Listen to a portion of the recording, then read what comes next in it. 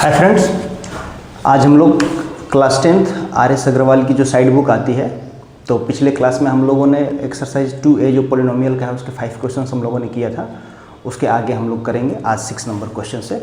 देखिए 6 number question है आपका 5x² - 4 - 8x। इसका जो है जीरो फाइंड आउट करना है, साथ ही साथ इसका रिलेशन भी बताना है। तो जीरो फाइंड आउट करने के लिए पहले तो इसको जो पोलिनोमियल दिया हुआ है पहले इसको हम ऑर्डर में चेंज कर लेते हैं। 5x² - 8x - 4, ठीक है। ऐसे मैंने पहले चेंज कर लिया, ठीक है। अब इसको मान लेंगे to find late fx = 5x² - 8x - 4। मान लिया कि ये fx की वैल्यू है। अब इसको क्या करेंगे, अब लिखेंगे to find the zero, to find the zero let fx = 0। अब देखिए इस पोलिनोमियल का हमें जीरो फाइंड आउट करना है, तो हमने मान लिया to find the zeros let fx = 0, क्योंकि जब भी हम इसका जीरो फाइंड आउट करेंगे तो वो जीरो क्या होगा, वो एक ऐसी वैल्यू होगी कि हम x के जगह पे जब पुटअप करेंगे यहाँ तो उसकी टोटल की पोलिनोमियल की वैल्यू जीरो के बराबर आ जाएगी, माने fx जो है इधर जीरो के बराबर आ जाएगा। तो इसलिए मैंने लिखा है to find the zeros let fx = 0। x का वह मान ज्ञात करना है, x की वो वैल्यू ज्ञात करेंगे जिसके लिए ये पोलिनोमियल की वैल्यू जीरो हो जाएगी, ठीक है। तो जनरली पिछले क्लास में हम लोगों ने फैक्टर करना सीख लिया था, वैसे हम देखते हैं इसका क्या करेंगे। तो देखिए 5x² - 8x - 4। अब ये fx किसके इक्वल हो चुका है, जीरो के, तो हम यहाँ पे जीरो लिख सकते हैं, ठीक है। अब देखिए 4 5 या कितना होता है 20, तो 20 का हम लोग कौन सा ऐसा फैक्टर करेंगे कि 20 भी आ जाए और -8 भी आ जाए। तो देखिए 10 × 2 = होता है 20, -10 और +2 = होता है -8, ठीक है। तो इसी चीज़ को हम पुट कर लेंगे 5x² माइनस ये वाला -10x + 2x - 4 = 0। अब देखिए दो का पेयर बना लेंगे, एक पेयर ये बन गया, एक पेयर ये बन गया। यहाँ से 5x कॉमन ले लेते हैं, तो इधर क्या बचेगा x।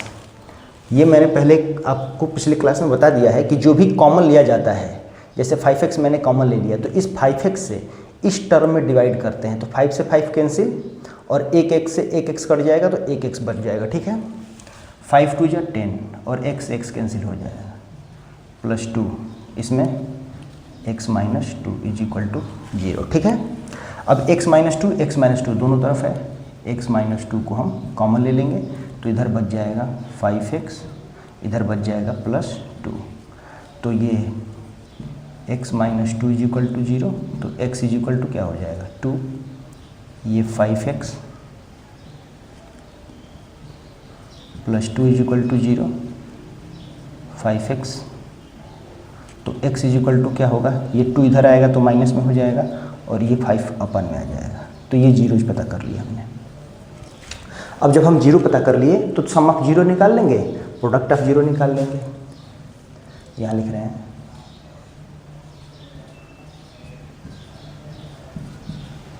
सम ऑफ जीरोज = क्या होता है, माइनस कोएफिशिएंट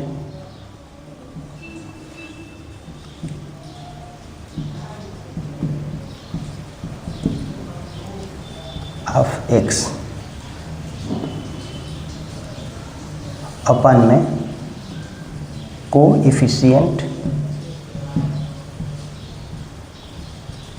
ऑफ x²। ये होता है सम ऑफ जीरोज। इन दोनों को प्लस कीजिए, x + -2/5। x का कोफिशिएंट कितना है, तो ये देखिए यहाँ पे या इस पोलिनोमियल में x का कोफिशिएंट कितना है 8 है, और यहाँ पहले से माइनस है और यहाँ भी माइनस है, तो -8 ऐसे लिखेंगे।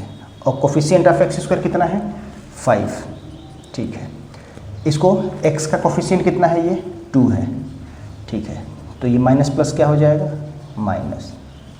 इधर देखिए माइनस माइनस ये प्लस में बदल जाएगा, 8/5।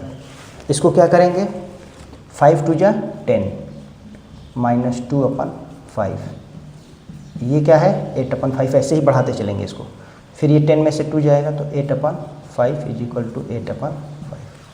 दोनों इक्वल हो गया, ये आपका आ गया, ठीक है। अब इसके अलावा एक प्रोडक्ट ऑफ जीरो हम लोग देख लेंगे। सम ऑफ जीरो हो गया, यहाँ पे मैं लिख दे रहा हूँ प्रोडक्ट ऑफ जीरो।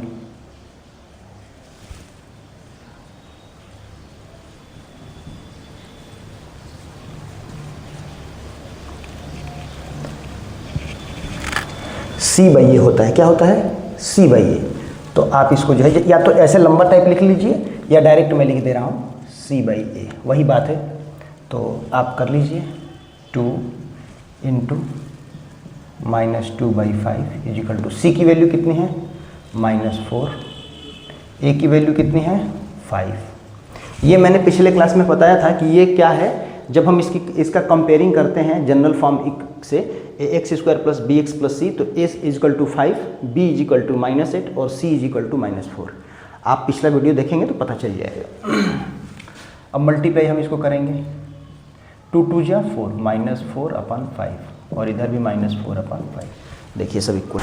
आइए अब क्वेश्चन नंबर 8 देखते हैं। ये थोड़ा इंपॉर्टेंट है, ज़्यादा इंपॉर्टेंट नहीं है, मतलब करने की दृष्टि से आप तब अगर आप जब इसको कैलकुलेट करेंगे तो थोड़ा कभी कभी दिक्कत हो जाती है रूट वाले क्वेश्चनों में लोगों को।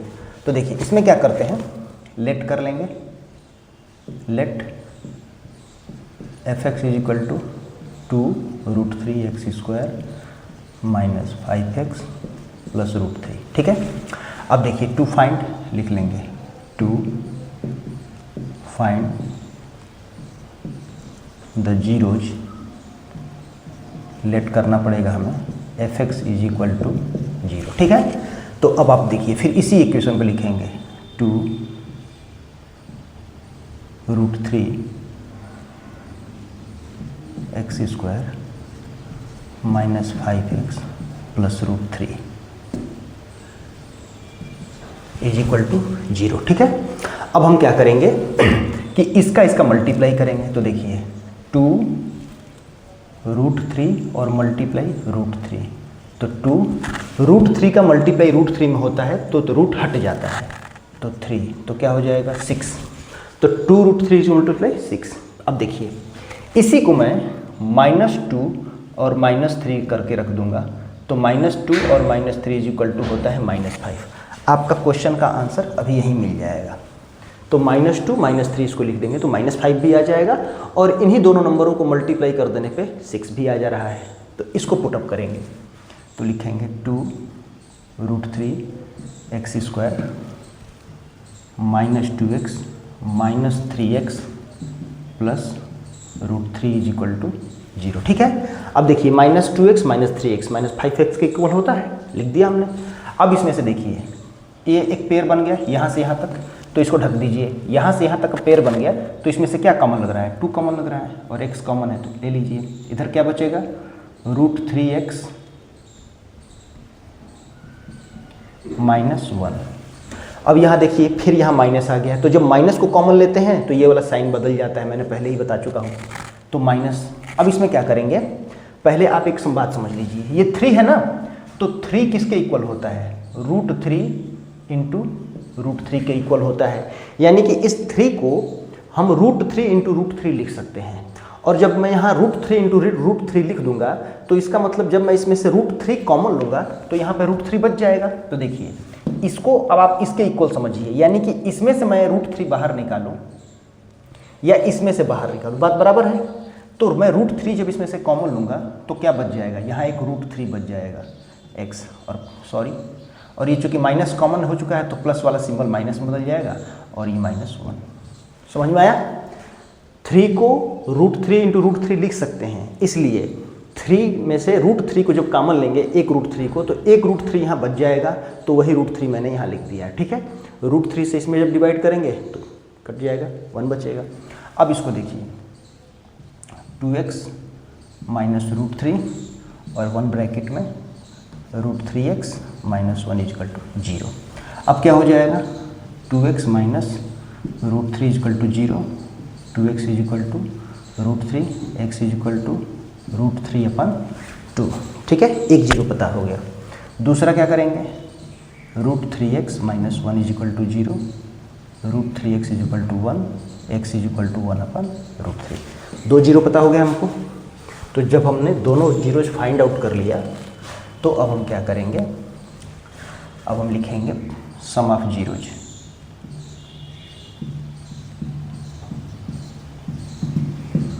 माइनस b/a सम ऑफ 0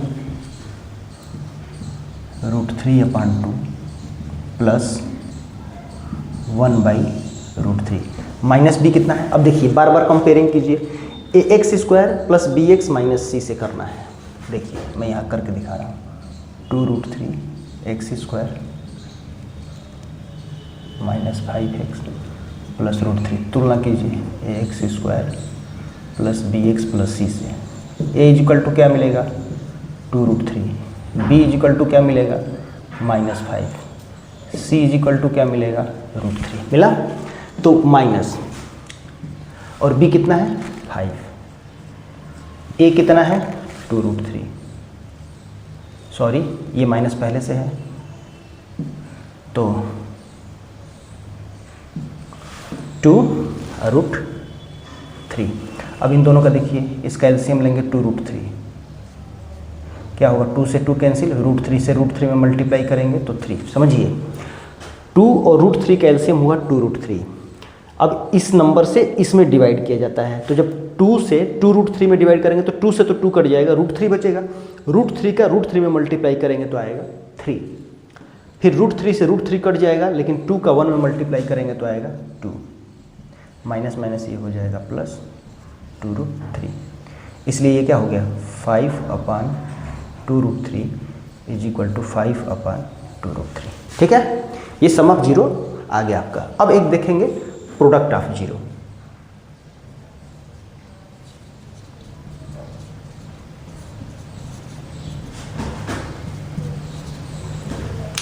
दोनों को मल्टीप्लाई कर देंगे,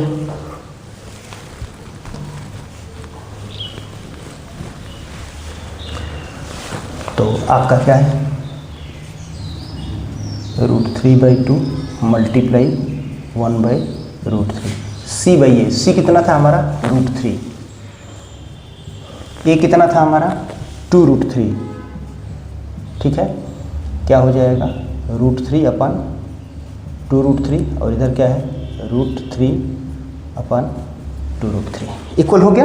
क्वेश्चन ये है कि जैसे ये है तो इसको हम क्या करेंगे, जैसे 4x² माइनस 4x प्लस 1 है तो इसको मैं फैक्टर कर दे रहा हूँ, इस क्वेश्चन को आप लोग खुद कर लीजिएगा।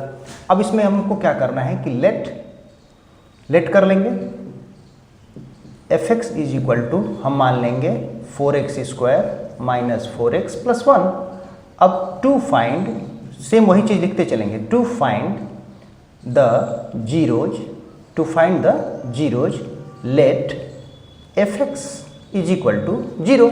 अब इसमें हम जो है मान लेंगे 0, ठीक है, 0 के इक्वल। अब क्या होगा कि अब हमें इसको करना है factorization, 4x² minus 4x plus 1 is equal to 0। अब देखिए 4 1 या 4, -2 4 हो जाएगा, तो 4x² minus 2x plus 1 is equal to 0। अब इसमें आप लोग आराम से कॉमन लेकर के इस क्वेश्चन को आसानी से सॉल्व कर सकते हैं। तो ये क्वेश्चन मैं छोड़ दे रहा हूँ आप लोगों के लिए ताकि टाइम भी बचे। इसी तरीके का सेम क्वेश्चन है ये। फिर नेक्स्ट क्वेश्चन हम लोग देखते हैं 11। अब ये 11 नंबर क्वेश्चन है, इसको कैसे देखना है ये देखिए, लेट कर लेंगे, let fx is equal to 5x² plus 10x। अब हम क्या करेंगे, लिखेंगे to find the zeros let fx is equal to 0 का आना चाहिए। तो अब देखिए ये तो यहाँ तो दो ही टर्म है, ये थोड़ा अलग टाइप का क्वेश्चन है, 5x² plus 10x equal to 0। अब इसमें क्या कर लेंगे, इस तरीके के क्वेश्चनों में जिसमें केवल 2 टर्म दिए गए हैं उसमें हम क्या करते हैं कि 2 ही टर्म के ही यूज करके हम अपना क्वेश्चन सॉल्व करेंगे। तो 5x को इसमें मैं कॉमन कर दे रहा हूँ, जब मैं 5x कॉमन कर दूंगा तो इधर क्या बचेगा x और इधर बचेगा 2 = 0। अब एक बात बताइए, तो 5x = क्या हो जाएगा? अगर एक बार मैं 5x = लेता हूं तो 0/x + 2 हो जाएगा, यानी कि 5x = हो जाएगा 0। तो x = क्या हो जाएगा? एक वैल्यू 0/5, तो x = क्या आ गया? 0। दूसरा, अगर मैं x + 2 = करूं तो x + 2 = क्या होगा? ये x + 2 = 0/5x। तो x + 2 = क्या हो जाएगा? 0। तो x = क्या हो जाएगा? -2। अब इसमें 2 जीरो फिर प्राप्त हो गए हम लोगों को, ठीक है। ये सिंपल तरीका है। इसके बाद हम इसका सम ऑफ प्रोडक्ट कर देंगे। हम लिख लेंगे sum of zeros. Sum of zero क्या होता है? -b/a। अब देखिए, अब आपको ये दिक्कत होगी, जो पहले ये तो 0 और -2, ठीक है, एक 0 हो गया और एक -2 हो गया। अब आप देखिए, जब से इक्वेशन है कि 5x² + 10x, अब भाई इसमें हम किसको b माने किसको c माने, तो आप यहाँ पे एक 0 लिख सकते हैं। 0 लिख लिया आपने। अब इसकी कंपेयरिंग कर दीजिए ax² + bx + c से, ठीक है। तो a की वैल्यू आ गई 5, b की वैल्यू आ गई 10, c की वैल्यू आ गई 0। ऐसे बनाकर हम लिखते हैं, ठीक है, ऐसे कर लेंगे। फिर -b कितना है? b कितना है? 10, तो -10/a कितना है? 5। ये माइनस प्लस क्या हो जाएगा? -2। ये क्या हो जाएगा? -2 कट करके, ठीक है। उसके बाद हम product of zero, product of zero होता है c/a। तो प्रोडक्ट ऑफ जीरो माने 0 × -2, c कितना है? 0, a कितना है? 5, तो ये 0, ये वाला 0। सेम क्वेश्चन है, ठीक है। आपका 5 नंबर को 11 नंबर क्वेश्चन भी खत्म हो गया और एक बचा है 12 नंबर क्वेश्चन, वो मैं आपको बोल दे रहा हूँ। ये शायद दिया है 8x² - 4। ये भी देख लीजिए आप लोग। इसको काम खत्म कर देते हैं, फिर अगले दिन अगला करते हैं। इसको क्या करेंगे? अब आइए 12 नंबर क्वेश्चन, अब इसको देखिए कैसे करेंगे। ये थोड़ा सा टिपिकल है और इस तरीके के क्वेश्चन कभी कभी 1 नंबर में पूछ लिए जाते हैं। इसको करने का क्या तरीका है? इसमें हम करेंगे, लेट कर ले रहे हैं भाई। पहले हम fx के बराबर मानते हैं। अब हम इसको to find the zeros let fx equal to 0, ठीक है। अब इसको ले लेते हैं 8x² - 4 इक्वल टू, अब ये किसका इक्वल हो गया? 0 के इक्वल, ठीक है। अब हम इसमें से 4 को कॉमन ले लेंगे तो क्या होगा? 4 × 2 = 8, 2x² - 1 इक्वल टू 0। अब आप देखिए, अब क्या करेंगे? 4, अब इसको, ये 2 है ना, 2 को हम लिख सकते हैं √2 × √2, ठीक है। और इस √2 × √2 को आप ऐसे लिख सकते हैं 2 का स्क्वायर। समझिए, इस बात को ठीक से समझ लीजिए।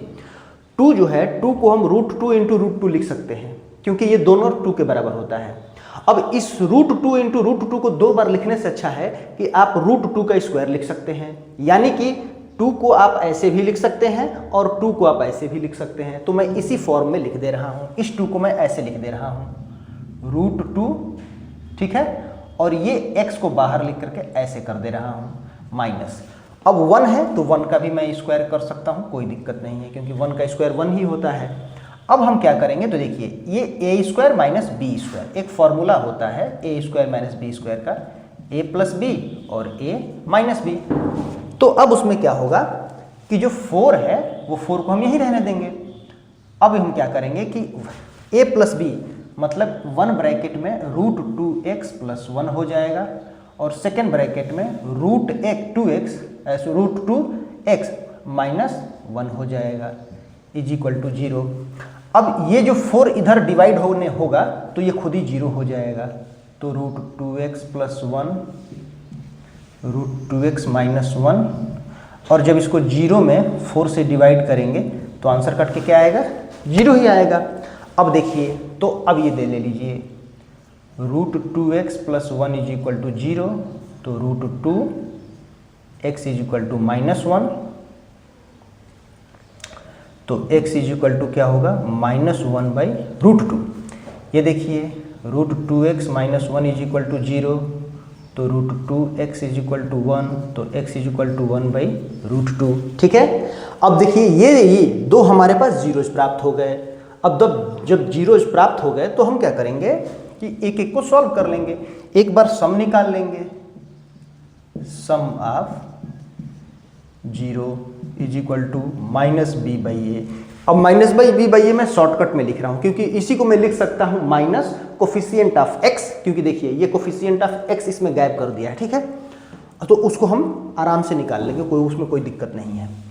तो अब देखिए कैसे करेंगे, इन दोनों का मल्टीप्लाई कर दीजिए, -1/√2 इंटू कहाँ गया, सॉरी हाँ ये पता है ना, और ये सम करना है, तो 1/√2। अब इधर वाले की वैल्यू भी मत लिखिए, पहले अभी इसको सॉल्व कर लीजिए। √2 कॉमन हो गया, -1 + 1, ये कट करके आ जाएगा 0/√2। तो 0/√2 का मतलब क्या होता है, 0 ही होता है, तो इसका आंसर 0 आएगा। अब इधर देखिए, जब हम यहाँ लिखने चल रहे हैं 8x² माइनस, अब ये 4 है ना, तो 4 तो c की वैल्यू है, x का कोफिशिएंट तो इसमें दिया नहीं है, तो मैं इसमें कुछ भी मान ले रहा हूँ। मैं bx जो है मान लीजिए, मैं मान ले रहा हूँ 0 × x - 4 इज इक्वल टू 0। क्या आप इसको ऐसे नहीं लिख सकते हैं, 8x² है ही, -4 है ही, x जो मैंने इसमें शामिल किया है वो क्या लिया है, मैंने 0 से उसका मल्टीप्लाई कर दिया है, तो 0 से मल्टीप्लाई करेंगे तो वैसे ही वो 0 हो जाएगा, तो इसका कोई मायने मतलब रहेगा नहीं। तो x क्या हो जाएगा 0/a कितना है 8, तो ये कट के क्या हो जाएगा 0, तो दोनों इक्वल हो गए। ठीक है, इसी तरह इसमें हम प्रोडक्ट ऑफ 0 निकाल लेंगे,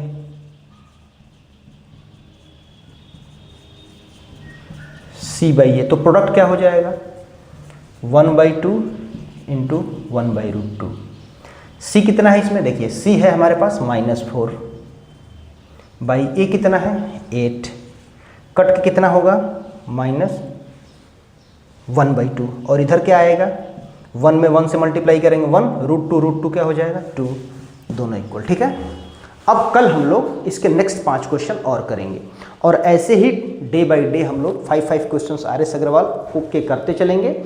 इसके बाद हम NCERT सॉल्व करेंगे, और उसके बाद लास्ट टाइम में हम लोग ओसवाल की जो 10 ईयर्स प्रीवियस ईयर्स के जो क्वेश्चन पेपर आते हैं उसको मैं सॉल्व करा दूंगा। ठीक है, तो लगभग 5 क्वेश्चन के हिसाब से भी अगर हम लोग चलेंगे तो 300 दिनों, अगर 360 डे छोड़िए आप, लगभग 300 डेज भी अगर हम पढ़ते हैं तो लगभग 1500 के आसपास हम क्वेश्चन सॉल्व कर लेंगे। ठीक है, और जैसे ही मेरे पास ये डिजिटल बोर्ड अवेलेबल हो जा रहा है, उसकी सप्लाई जब मेरे पास हो जा रही है जब, तो हम लोग डिजिटल बोर्ड पे पढ़ेंगे। साथ ही साथ उसमें क्या है कि फिजिक्स, केमिस्ट्री, बायो और हिस्ट्री, ज्योग्राफी और सिविक्स सारी चीज़ें पढ़ेंगे, और उसमें PDF भी आसानी से आपको अवेलेबल करा दिया जाएगा। बस 1 महीने के आसपास टाइम लगेगा उसमें।